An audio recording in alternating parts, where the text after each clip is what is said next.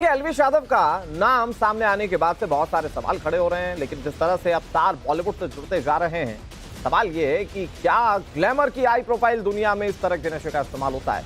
आज के बहस के सवाल क्या, जरा उसे एक एक करके जानिए। सबसे पहला सवाल नंबर 1, तेजी से क्यों फैल रहा है वेनम का कारोबार, यानी कि सांप के जहर का कारोबार इसे तेजी से क्यों फैलता जा रहा है। सवाल नंबर 2, क्या बॉलीवुड की पार्टियों में यह जहर बिकता है क्या, जिसके लीड से इनपुट्स मिल रहे हैं।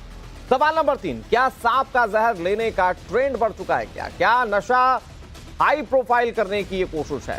सवाल नंबर 4, हाई प्रोफाइल नशे के बाजार में क्या माया नगरी शामिल है, क्या माया नगरी वो बाजार के रूप में तब्दील हो चुकी है। सवाल नंबर 5, क्या पूरा ड्रग सिंडिकेट चल रहा है क्या नेक्सस के तौर पर इसे इस्तेमाल किया जा रहा है क्या लोग पैसा कमाने के लिए इस तरह के सांपों का नशा बेच रहे हैं क्या।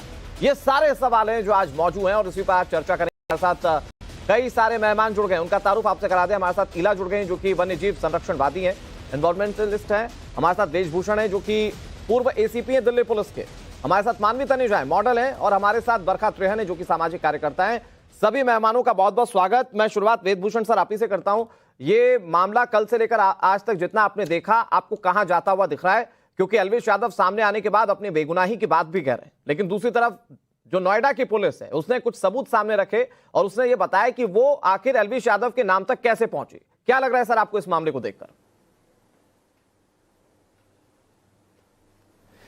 देखिए, ये बिल्कुल एक स्ट्रीट क्राइम था। कैलकाटा के अंदर जो बहुत ही नशेड़ी किस्म के आदमी होते थे, उनको सड़क पर बैठकर सपेरे उनकी जीभ के ऊपर डसकर उनको नशा देते थे। परंतु धीरे धीरे जिस तरह से खुलासे हो रहे हैं, इससे पहले दिल्ली में भी एक बार इस तरह का जहर पकड़ा था पुलिस ने, गीता कॉलोनी पुलिस के अंदर, भुवनेश्वर के अंदर पकड़े गए थे। परंतु अब ये बड़े लोगों के बीच में पहुंच गया है। ये चलता चलता, क्योंकि अब जो जनरेशन है उसके बीच में नशे की इस तरह की हालत हो चुकी है कि वो शराब, स्मैक, चरस, गांजा, जो ट्रेडिशनल टाइप के जो हमारे ड्रग्स थे या नशे की चीजें थे, अब उनके ऊपर असर नहीं हो रही है। वो इतने बेअसर हो चुके हैं उनके लिए कि उनको इतना खतरनाक एक ड्रग्स की जरूरत है कि उससे भी ज्यादा बुरी हालत में पहुंच जाए। आपको याद होगा, गोवा, मुंबई और बहुत से ऐसे इलाके हैं, इवन दिल्ली के अंदर कुछ फार्म हाउसेज हैं जहां इस तरह की रेप पार्टीज ऑर्गेनाइज होती हैं। लेकिन इसमें एक बहुत इंपॉर्टेंट पहलू ये सामने आ रहा है कि इसमें बॉलीवुड का भी कनेक्शन हो सकता है। सर मैं आपसे समझता हूं, क्योंकि ये इतना महंगा नशा होता है जो हर कोई कर नहीं सकता है, तो क्या इस नशे को हम ये मानकर चले कि हाई प्रोफाइल सोसाइटी के लोग और खासतौर पर जो ग्लैमर वर्ल्ड का नाम जुड़ रहा है, वो लोग इसमें ज्यादा इन्वॉल्व है?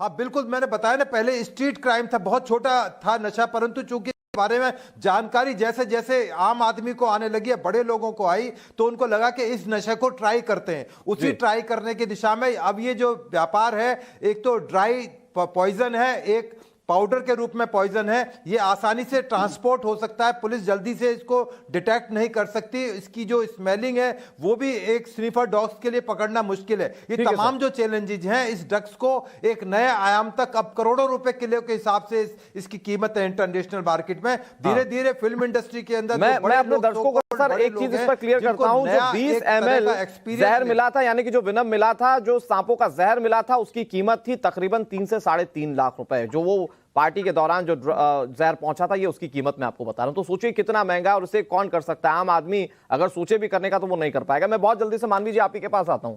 जिस तरह के तमाम अभी तक सूरत हाल इस पूरे केसेस में नजर आ रहे हैं, अब तो नाम बॉलीवुड का भी आ रहा है। कल तक आप बैठकर ये कह रही थी कि पूरी तरह से एल्विश यादव क्लीन हो सकते हैं, लेकिन जो लीड्स मिल रहे हैं वो इशारा कर रहे हैं कि जिस तरह से तार जुड़े हुए हैं एल्विश यादव के, हो सकता है कि बॉलीवुड की भी हाई प्रोफाइल पार्टियों में इसका इस्तेमाल किया जाता हो। नहीं देखिए, मैंने आज तक, मैं खुद एक फिल्म इंडस्ट्री से आती हूँ, मैंने आज तक ऐसी पार्टी नहीं देखी जहाँ पे इस तरीके से ऐसे कोई ड्रग्स पाए गए हो या ड्रग्स मिलते हो, या जिस हिसाब से आप कह रहे हैं स्नेक्स का जो जहर है ऐसा कुछ हो। ये सिर्फ एक बॉलीवुड को बदनाम करने की कोशिश करी गई है। जैसे मैं हमेशा कहती आती थी कि बॉलीवुड सॉफ्ट टारगेट है, और एल्विश कौन कर रहा है? ये बदनाम की कोशिश कौन कर रहा है? बदनामी की कोशिश देखिए, ये पूरा का पूरा सेटअप है। ये वो ऑर्गेनाइजेशन पे सेटअप है जिसपे खुद ही एक केस चल रहा है। उस पे खुद 100 करोड़ का नोटिस गया है कि वो काउस को बेचती थी। नहीं, क्या बात नहीं, बात अलग नहीं है, बात अलग नहीं। यहाँ पे भी आप अपना सेलेक्टिव अप्रोच देखिए। सुनिए, आपसे नहीं पूछा, आप मानवी हैं, सुनिए। अगर आपने 5 लोगों को वहां पे अरेस्ट किया, वहाँ पे आपने एल्विश यादव को अरेस्ट क्यों नहीं किया? एल्विश यादव को अरेस्ट कर लेते, क्योंकि ये बात ही थी नहीं। अरे भरका जी पढ़ के आती तो आपको पता लग जाता। वो जो वीडियो है वो 6 महीने पुरानी एक म्यूजिक एल्बम शूट की वीडियो है, उसमें कोई पार्टी नहीं हुई थी। वहाँ पे देखिए मैं ये बोलना चाहती हूँ कि कहीं ना कहीं ऑफिशियल से जल्दबाजी। बरखा जी मैं आ रहा हूँ आपके पास, मानवी जी मैं आऊंगा आपके पास, ठीक है एक एक करके बात करते हैं। बरखा जी मैं आऊंगा आपके पास, पूरा मौका होगा बात करने का हमारे पास। मानवी जी लेकिन सवाल ये कि बॉलीवुड को सॉफ्ट टारगेट क्यों किया जा रहा है? आप कह रही हैं कि टारगेट हो रहा है, तो फिर सॉफ्ट टारगेट क्यों किया जा रहा है? अगर सॉफ्ट टारगेट ही करना है तो बड़े बड़े सितारे, फिर एल्विश यादव क्यों? मैं आऊंगा इस पर बात करेंगे, मैं बात करेंगे इस पर। एक बड़ी खबर अपने दर्शकों को बता देते हैं। एल्विश यादव कोबरा कांड में सबसे बड़ा खुलासा सामने आ रहा है। ये सूत्रों के हवाले से बड़ा खुलासा है। जहरीली पार्टी के कोड वर्ड सामने आ चुके हैं, ये सूत्र बता रहे हैं। जहरीली पार्टी का कोड वर्ड किंग, यानी कि जहरीली पार्टी अगर होती थी तो उसमें कोड वर्ड रखा जाता था किंग। ये सूत्र बता रहे किंग का मतलब होता है कोबरा सांप। जो सूत्र बता रहे टाइम्स नाम नवभारत के पास कोड वर्ड की पूरी डिटेल्स हैं, वो डिटेल्स हम आपके सामने रखेंगे। हालांकि बॉलीवुड जगत से जुड़े हुए लोग, मानवी तनेजा क्योंकि खुद एक मॉडल है, इस बात से इनकार कर रही है, लेकिन ये एक बड़ा डेवलपमेंट है इस पूरे मामले पर। कोडवर्ड्स रखे गए हैं बाकायदा, जिसके आधार पर यह पार्टी की जाती थी, और कोडवर्ड्स में पार्टी अगर करनी होती थी तो बड़े सांकेतिक अंदाज में कह दिया जाता था किंग। अब मैं आपको बताता हूं कि कोडवर्ड्स हैं क्या पूरे। देखिए किंग ये सबसे बड़ा कोडवर्ड है जो हाथ लगाए, और बताया जाता है कि इसका मतलब होता था कोबरा सांप का जहर। अगला कोडवर्ड क्या है मैं आपको बताता हूं, इसका मतलब भी बताऊंगा आपको। दरअसल अगला कोडवर्ड है व्हाइट किंग, जहां जहरीला पाउडर या जहर के कैप्सूल को लेकर व्हाइट किंग उसे कहा जाता था। अगला कोडवर्ड वाटर किंग कहा जाता था अगला कोडवर्ड, और इसका मतलब होता था सांप के जहर की बूंदे। अगला कोडवर्ड किंग 24, यानी कि सांप का डंक। वो जो सांप के डंक मारने की बात कह रहे हैं ना हम, कि सांप का डंक सीधे लोग मरवा लेते थे ताकि नशा बेहतर हो, सांप के जहर का नशा हो, तो ये उसे कहा जाता था किंग 24। ये जो कोडवर्ड सामने आ रहे हैं मानवी तनेजा जी, ये डेवलपमेंट के तौर पर देखना चाहिए इस मामले में। जब पुलिस इन्वेस्टिगेट कर रही है तो ये सारी चीजें निकलकर सामने आ रही है सूत्रों के हवाले से। देखिए मैं इनिशियली मैंने जैसे बोला कि पुलिस से कहीं ना कहीं बहुत जल्दबाजी हो गई, और उन्होंने बहुत जल्दबाजी में एफआईआर हो गई। जैसे कि एक प्रोसीजर होता है, जहां तक मेरी जानकारी है कि पहले आप कंप्लेंट को रजिस्टर करते हैं और उसके बाद आप एफआईआर करते हैं। जब आपके पास जो फैक्ट्स होते हैं, फैक्ट्स को वैलिडेट कर लेते हैं या उसको वेरीफाई कर लेते हैं, तब आप उस पर एफआईआर करते हैं। इनिशियली एफआईआर हो गई और बाद में पता लग रहा है कि वो जो वीडियो है वो 6 महीने पुरानी एक म्यूजिक एल्बम शूट के दौरान आप उस वीडियो को आधार तो बना रही है। नहीं मानवी जी, मेरे पास वक्त लिमिटेड है, मुझे ब्रेक पर जाना है, ताकि मैं चाह रहा हूं कि उससे पहले एक आध गेस्ट से और बात हो जाए। मानवी जी, आप जिस वीडियो की बात कर रही हैं वो तो टाइम्स नाम नवभारत ने भी चलाते हुए अपने दर्शकों को बहुत क्लियर कर दिया था कि वीडियो तो पुरानी है, लेकिन जो सांप पकड़े गए हैं, जो सपेरे पकड़े गए हैं, वो बिल्कुल ताजा और नए हाल फिलहाल की पार्टी से पकड़े गए। अगर सपेरे पकड़े गए हैं तो पुलिस को इन्वेस्टिगेट करना पड़ेगा कि वो, ठीक है वही तो कर रही है। लेकिन बरखा जी, ये जो सबूत सामने आए, जो चीजें सामने आई, जो बताती हैं कि हमारे समाज में कितने हाई प्रोफाइल तरीके से लोग नशाखोरी कर रहे हैं, क्या उन सबूतों को दरकिनार कर सकते हैं और बॉलीवुड को या फिर ऐसे इन्फ्लुएंसर्स को पूरी तरह से क्लीन चिट दी जा सकती है? बरखा जी बिल्कुल नहीं, बिल्कुल नहीं। बॉलीवुड को तो कभी भी क्लीन चिट नहीं दी जा सकती। अरे बॉलीवुड आपको कुछ भी टारगेट होता है तो आप सीधा बॉलीवुड पे निशाना सीध देती हैं। गंदगी पूरे समाज में फैल रही है। Let me complete about Bollywood. आपके पास बॉलीवुड में काम करना है, मुझे बॉलीवुड में काम नहीं करना। मुझे बॉलीवुड की सच्चाई बताने दीजिए। बॉलीवुड में जितनी गंदगी है उससे समाज दूषित हो रहा है। उस आज बॉलीवुड को इससे इंस्पायर होकर लड़कियां लड़के पता नहीं क्या क्या कर रहे हैं। लेकिन जो एल्विश के बारे में मैं कहना चाहती हूँ वो ये कहना चाहती हूँ कि एक यूट्यूबर है जो काफी इन्फ्लुएंशियल था, तो इसके ऊपर एक जांच होनी चाहिए। मैं ये अगर उनका कसूर पाया जाता है, अभी बहुत इनिशियल स्टेज है, एफआईआर हो गई है क्योंकि मेनका गांधी इन्वॉल्व थी, एफआईआर हो जाएगी। और लड़कों पे एफआईआर करनी तो 1 मिनट का काम है, बिल्कुल आसानी से हो जाती है। आप 100 नंबर घुमाए तभी भी एफआईआर हो जाएगी। आप बुलाइए पुलिस को घर में और उसी टाइम एफआईआर लिखा लीजिए। लेकिन एल्विश के ऊपर डिजिटल लिंचिंग बंद होनी चाहिए, क्योंकि वो एक नाम है, एक नाम है, प्रतिष्ठित नाम है, तो उसकी एक डिजिटल लिंचिंग ना करिए जब तक इन्वेस्टिगेशन में प्रूफ ना हो जाए कि एल्विश का हाथ था। ठीक है मानवी जी, बरखा जी मैं आपके पास आऊंगा। हमारे साथ ईला जी भी जुड़ी हुई है जो कि एक पर्यावरणविद है, वो इस मामले की गंभीरता को और अच्छे तरीके से बताएंगी कि ठीक है साहब, आप तो जहर ले रहे हैं और आप अपने ऊपर अत्याचार कर रहे हैं, लेकिन ये अत्याचार आप साथ ही साथ जानवरों पर भी कर रहे हैं। ये कितना बड़ा क्राइम है, उस पर बात करो। कि तस्करी होती थी वो कई बार विदेशों से भी होती थी, अब सांपों का ये जहरीला रैकेट कैसे चारों तरफ फैला है मैं आपको समझाता हूं उसको, आप ग्राफिक्स के जरिए जरा समझिए इसे। देखिए, इंटरनेशनल लेवल पर यह जहर का कारोबार किया जाता था। खबर है कि थाईलैंड से इसकी तस्करी की जाती थी। सांपों की तस्करी न सिर्फ थाईलैंड से बल्कि बांग्लादेश, नेपाल से भी सांप लाए जाते थे। अब इनमें कौन कौन से सांप थे? इनमें ड्रैगन, K72, K76 जहर, ये कोड नेम थे, यानी कि जो सांप आते थे उनका कोड नेम रख दिया जाता था और ये ड्रैगन, K72, K76 नाम से जाने जाते थे। भारत में जहर का कोड वर्ड किंग था। गुजरात, राजस्थान, बंगाल तक में ये रैकेट फैला हुआ। सपेरों से लोकल पैडलर्स को जहर की सप्लाई की जाती थी और ऐसे में आप समझिए कि कैसे सिस्टमेटिक तरीके से ये पूरा कारोबार जो था वो चलाया जा रहा था। और चूंकि पहले भी जैसा कि हमने आपको बताया कि ये बहुत आसान नहीं, बहुत सस्ता नहीं है ये जहर जिस पर लोग आसानी से इसका नशा कर पाए, तो ये हाई प्रोफाइल पार्टीज में इस्तेमाल किए जाने वाला जहर था। हमारे साथ इला जुड़ी हुई है जो कि वाइल्ड लाइफ एक्सपर्ट हैं। इला, आप जरा समझाएंगी कि ये पूरा नेक्सस कैसे काम करता होगा, क्योंकि ये बहुत छोटा नहीं हो सकता जिसमें कि हाई प्रोफाइल लोगों के नाम जुड़ रहे हो, जिसमें विदेशों से तस्करी की बात सामने आ रही हो। तो अगर आप ये मुझे समझा पाए कि ये पूरा नेक्सस काम कैसे करता होगा, ये तस्करी कैसे चलती होगी। जी, ये बात अभी निकली है कि ये जहर एक नार्कोटिक्स के तौर पे यूज किया जा रहा है। अब तक की हमारी लड़ाई जो रही है ये सपेरों के खिलाफ रही है, बिकॉज किसी भी जंगली जानवर को कैद रखना बेकानूनी है और किसी भी जंगली जानवर को के साथ कोई भी तरह का कारोबार बेकानूनी है। बहुत सारे लोगों को पता नहीं है कि एक सपेरा जो है एक इलीगल काम कर रहा है। अगर आपको सपेरा दिखता है तो आपको फौरन पुलिस को बुलाना चाहिए और वो गिरफ्तार होंगे, क्योंकि वो जो जानवर है वो एक प्रोटेक्टेड स्पीशीज है। वाइल्ड लाइफ प्रोटेक्शन एक्ट के अंदर आता है, सेक्शन 51 के अंदर, और इसमें 7 साल का जेल टाइम होता है। Now as far as this nexus is concern, ये बहुत ही बड़ा काम होगा and I am sure the CBI will have to get involve, बहुत सीरियस है। और अगर ये चैनल्स नेपाल के दौरान और बांग्लादेश के दौरान आ रहे हैं तो ये काफी डरावना है। ये टेररिज्म का भी एक जरिया है। And as far as narcotics is concern, आपने इसमें एक लोकल लेवल पर एक बात रखी कि ये सपेरे जो होते हैं इनके खिलाफ भी कानूनी कार्रवाई होनी चाहिए। मुझे ये बताइए, क्योंकि ये तो बहुत छोटे लेवल के लोग हैं, कई बार नागपंचमी पर लोगों के घर सांप लेकर पहुंच जाते हैं कि दूध पिला दीजिए साहब, कुछ पैसे ले लेते हैं। तो क्या ये उस स्तर से ही उठता हुआ एक कारोबार है जो कि जाकर थाईलैंड, नेपाल और दूसरे देशों से जुड़ रहा है? क्या ये उसी स्तर का है क्या? जी, हो सकता है। ये एक बहुत ही घिनौना कारोबार है और ये रीत रिवाज को रोकना पड़ेगा।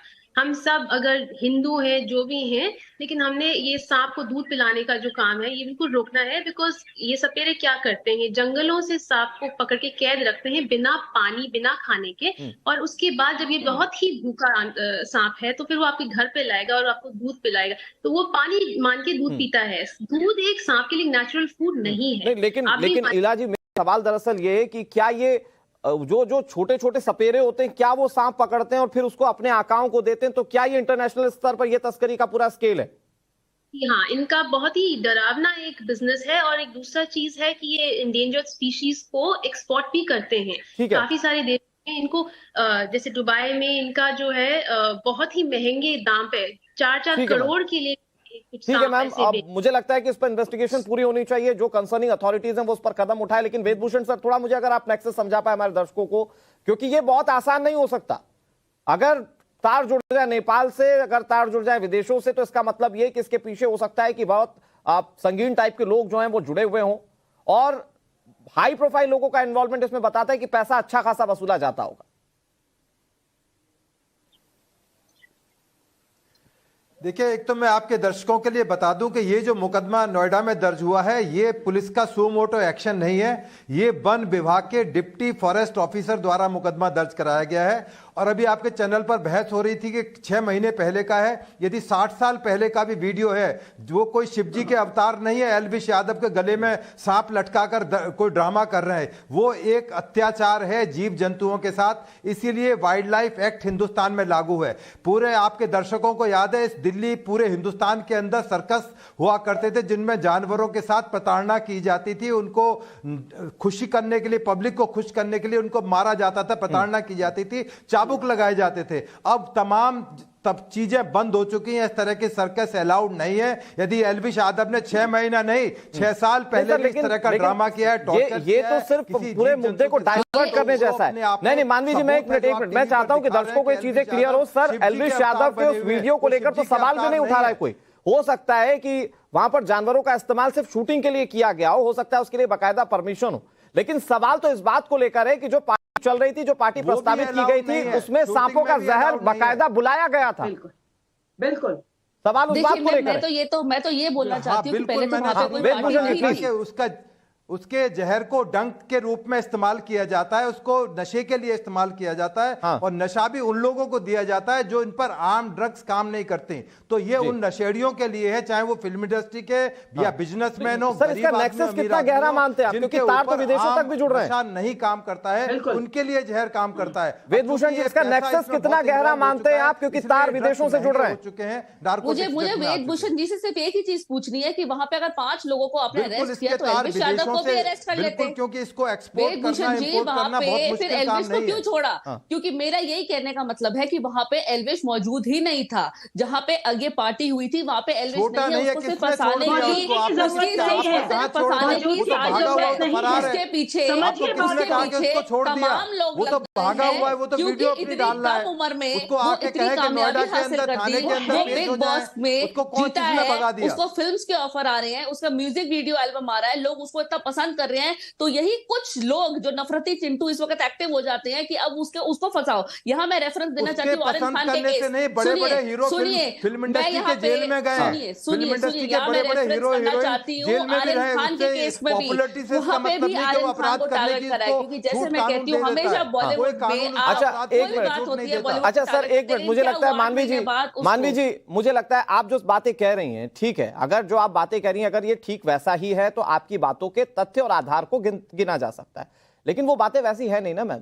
देखिए क्या हुआ, नहीं मानवी जी, एक मिनट मानवी जी, मुझे लगता है इससे कंफ्यूजन बढ़ेगा। मैं बताता हूं आपको, इस पूरे मामले में जो पुलिस कार्रवाई कर रही है उसके लिए एक एनजीओ लगा था, एनजीओ की शिकायत, उसके बाद कार्रवाई, ठीक है इसमें जांच होनी चाहिए, लेकिन सवाल यह है कि जो शख्स पकड़ा गया राहुल, सीधे तौर पर कनेक्शन जो है वो एल्विश यादव से, तो अगर वो नाम ले रहा है तो जरूरी थोड़ी है कि उसको वहां पर होना जरूरी है और इसी के बाद पुलिस कार्रवाई करेगी। बरखा जी, अगर एल्विश यादव का नाम सामने आया तो पार्टी में होना जरूरी है क्या एल्विश यादव का? बिल्कुल नहीं, एल्विश यादव का अगर नाम दिया गया है तो उसके ऊपर इन्वेस्टिगेशन होनी चाहिए। ये पुलिस का काम है। मीडिया का बैठ के कोई भी डिबेट में बैठ करके क्लीन चिट किसी को नहीं दे सकता। एक बकायदा इन्वेस्टिगेशन होनी चाहिए और जल्द होनी चाहिए। जो कसूरवार पाए जाए उन्हें तिहाड़ जेल भेजा जाए, जिससे कि ऐसी पार्टी को रोका जा सके। और ये बहुत बड़ा नेक्सस है। अनुराग जी आपने बिल्कुल सही कहा कि इसके तार विदेशों में पाए जा रहे हैं, करोड़ों अरबों रुपए का लेन देन हो रहा है। इसे रोकने की जरूरत है। सिर्फ बातचीत से मसला हल नहीं होगा। ये बहुत ही गंभीर समस्या है और सरकार को इसके ऊपर एक्टिव होना पड़ेगा। एल्विश हो या कोई भी हो, संज्ञान करके कड़ी से कड़ी कार्रवाई। नहीं मानवी जी मुझे एक बात बताइए कि अगर घटना स्थल पर एल्विश यादव नहीं है तो क्या ये क्लीन चिट देने का सबसे आसान तरीका है क्या? मतलब कोई घटना स्थल पर नहीं हो तो वो कभी दोषी नहीं हो सकता क्या? देखिए एफआईआर बिना फैक्ट्स के नहीं हो सकती, क्योंकि ऐसे कोई भी उठ करके कोई भी सेलिब्रिटी को एफआईआर कर दे, कोई भी नेता को एफआईआर कर दे। हो सकता है कि जांच टीम ने इन्वेस्टिगेट किया हो, एल्विश यादव की संलिप्तता पाई हो। अभी इसीलिए शाम तक जो पुलिस ऑफिशियल्स थे जो आप ही के चैनल पे बयान दे रहे थे, शाम तक उनका जो बयान था वो यूटर्न ले लिया था। उन्होंने कहा कि अब हम ये जो वीडियो है पहले उसको वैलिडेट करेंगे, ऑथेंटिकेट करेंगे और फिर कोई एक्शन लेंगे। ये देखिए ऑफिशियल, अब आप बरखा जी को ऑफिशियल्स भी गलत लगेंगे। आप बरखा जी वीडियो का तो सवाल ही नहीं है मैम, ऑफिशियल्स हैं वो भी गलत लगेंगे। तो वीडियो का ही सवाल है। अगर एल्विश वहां पे प्रेजेंट ही नहीं है तो आप उसे गिरफ्तार कैसे करेंगे, पहले ये बता दीजिए। वीडियो तो एक म्यूजिक एल्बम शूट का है। अगर एल्विश यादव सुनिए कान को साफ करके सुनिए, अगर उस पार्टी में मौजूद नहीं है, मौके वारदात पे है, वहाँ पे ये सांपों का ये सब जहर का काम हो रहा है, वहाँ पे एल्विश नहीं है, तो आप उसे क्यों गिरफ्तार करेंगे? आप उसे कैसे गिरफ्तार कर सकते हैं?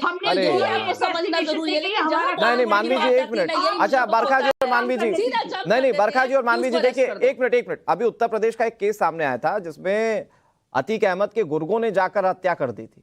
फिर अतीक अहमद तक जांच पहुंची, तो उसमें अतीक अहमद थोड़ी हत्या में शामिल था कि अतीक अहमद हत्या में शामिल नहीं तो उसको गिरफ्तार नहीं करेंगे। गजब कर रही है, इतने बड़े लेवल का आदमी अलविश यादव, वो अपने जूनियर को नहीं भेज सकता है क्या? मैं वेदभूषण जी आपके पास आता हूं, वो कानूनी कार्रवाई को लेकर सर क्लियरेंस जरा दीजिए, क्योंकि लोग पुलिस की कार्रवाई पर सवाल उठा रहे हैं, कह रहे हैं कि वो हो सकता है सेल्फ मोटिवेटेड हो सकता है पॉलिटिकल मोटिवेटेड हो। जब इस तरह की पुलिस कार्रवाइयां करती तो उसके पीछे के आधार कितने पुख्ता होते सर, जरा बताइए।